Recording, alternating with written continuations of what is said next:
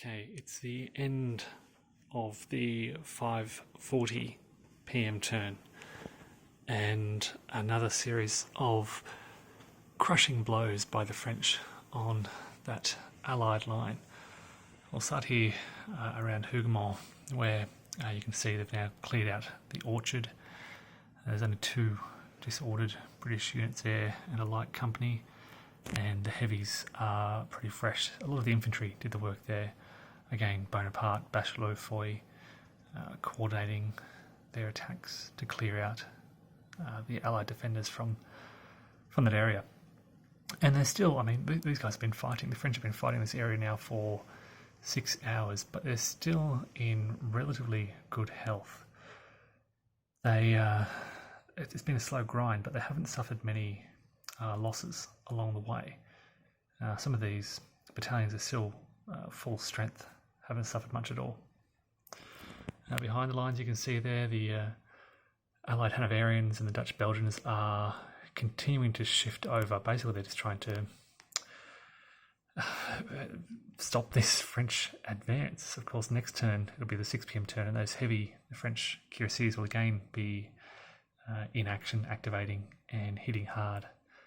So the Allies are in a lot of trouble here. You can see all those routed units behind the line.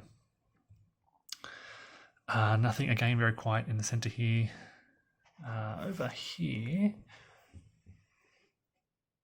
it was fairly quiet in the centre here. Over on the right, again, a lot of cavalry action. This time, again, the heavies combining with the various light infantry. The order of activations here was very critical.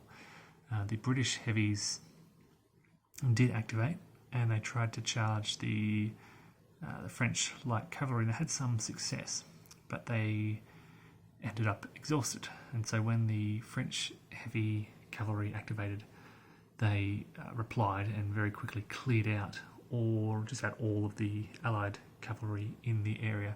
And again, some routed units behind the line there. Now Wellington is in this area. You can see him here. He's taking close control of the situation, trying to activate as many units as possible. But you can see here, these are French, I think, cuirassiers. They've been disordered after a charge, but they're right in there. In fact, there are some light under that tide marker there. There's some guard-like cavalry units. They're really pushing through. Brunswickers have formed a strong square there.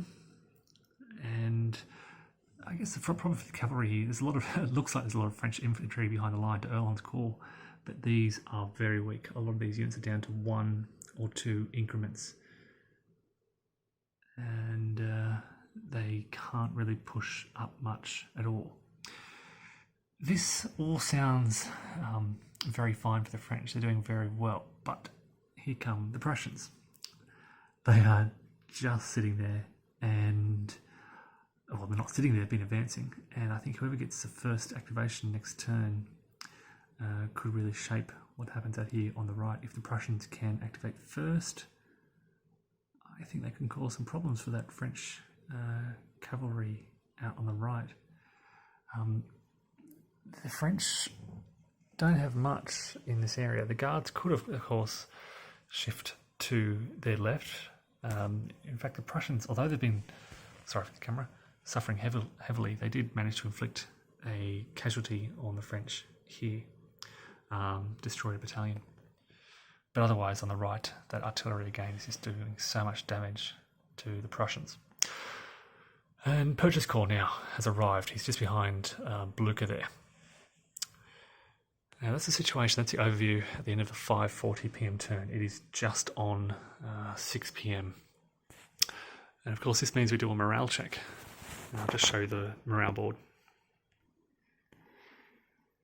So again, more Guards losses. This past hour there's been, because of all this cavalry action, a lot of cavalry casualties.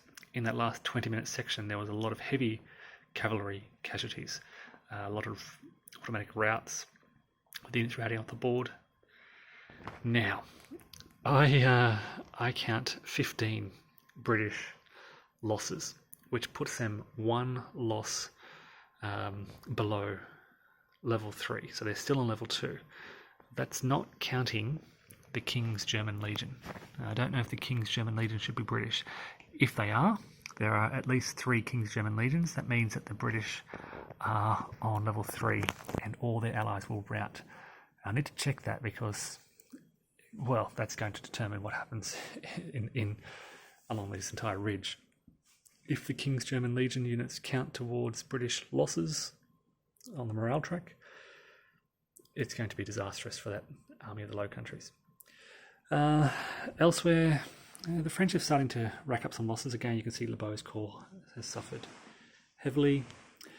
First Corps has suffered 6 losses, but Second Corps only 5. But again, most of the remaining units on the field are very low, down to 1 or 2 increments.